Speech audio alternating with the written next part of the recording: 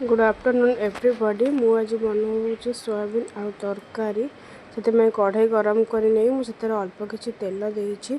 तेल टे गरम होगापर कटा जो आलू को पकाऊँ। आलू को भाजवाई आलू पकईकिना आलू रे टिके अल्प किसी लुण और हल्दी दे भाजुची। आपड़ चाहिए ना लंका गुंड भी आड करें, बट मुझे लंका गुंड आड करूनी कारण आम घर टे खाया को पसंद करती। आपड़ आलू को जिते भल भाव भाजे तरकारी से भल टेस्ट हे और भल देखा भी जीव खाया को भल सुंदर लगे। देखो मुझे बेसी भाजुनी, आपड़ चाहिए लाल करके भाजे।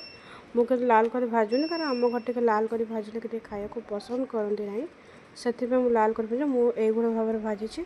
आपड़ लाल कर भाजे।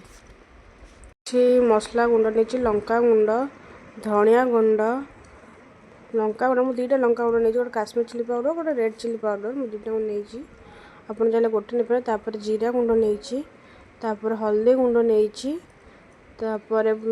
मीट मसला नौ लंका गुंड टिके नेली, पुणी मीट मसला नौची। मीट मसला पर मु चिकेन मसला नौ मुझे दुईटा नौ। आप चाहिए गोटाए नहीं पारे। मत दुईटा भल लगे से दुईटा नौ। से अल्प पानी देकिना गोल रखुची। मसला टे भलसे घोल रखिले तरकारी से दबा को सुविधा होता है और क्वांटिटी जना पड़ जाए के मसला नेले के ना। तो एमती देखो मुझे घोल रखुची। तापर मुझे जो तेल रे सोयाबीन को देकिना हल्दी देकी लुण हल्दी देकिना भाजी नवा। मुझे खाली लुण नहीं, हल्दी नवा को मोर मन ना। आपड़ चाहिए लुण हल्दी लंका गुंड उभय पकई पारे। देखु तापर मुझे कढ़ई रे तेल नहीं, तेल रे गोटे गोटा तेजपत्र और जीरा देकिना तेल फुटे देइछि। फुटेला परे देखो जीरा भल फुटला कटा जाइए स्लाइस भाव में पियाज नहीं जाइए। पियाज टे ये मोर भाजी हो जाइए। भाजी है मुझे कटा जाता टमाटर नहीं, मु आगे टमाटर नौ। देखो कारण तरकारी भल टमाटर भल सीझी तरकारी भल मिसीज से मुझे लुण देके पुणी टे घोल दूसरी। गोल जो गुंड मसला रे मु पानी गोल रखी एथर आड करनेली।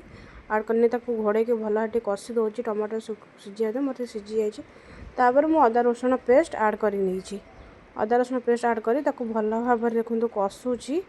देखो मोर कौ भाव कषा मुझे तेल मत कहीं कमेंट करेंगे। मुझे तेल अधिका नहीं आम कढ़ई एक्चुअली मसलाटा लगी जाए। यहाँ नुआ कढ़ईटा से मु तेल टी अधिका नहीं। तेल मत कहीं कमेंट करेंगे एत तेल नहीं कि कौन।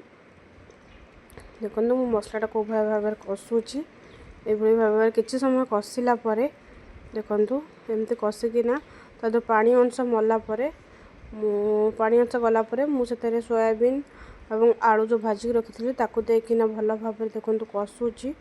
देखो कषिले से जो आलू भजा होता आलू अल्प सीझी मुझे कषारे पूरा सीझेदेवी।